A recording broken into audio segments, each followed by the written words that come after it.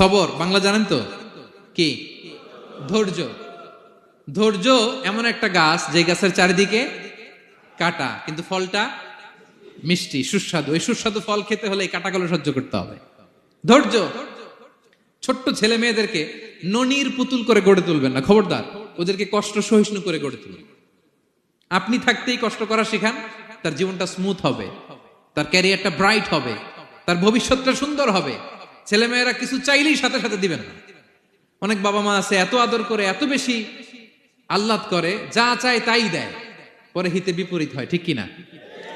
ছেলে মেয়েকে অভাব শেখান, ছেলে মেয়েকে কষ্ট শেখান, ওদেরকে সংগ্রাম শেখান, প্রতিকূল পরিবেশে কি করে টিকে থাকতে হয় এটার সবক শেখান। সেদিন লোকমান তাই করলেন, ছেলের সবর শিখাইলেন যে বাবা ধৈর্য ধারণ করো, আতঙ্কিত হবা না। জীবন এটা সহজ নয়, জীবন চলার পথ সহজ নয়, এটাকে সহজ করে নিতে হয়। কখনো সবর করে, কখনো ক্ষমা করে, কখনো অন্যকে ইগনোর করে, কখনো দোয়া করে, কখনো আল্লাহর উপর তাওয়াক্কুল করে, ঠিক কিনা? ছেলে মেয়েকে আদর করে বোঝাবেন বাবা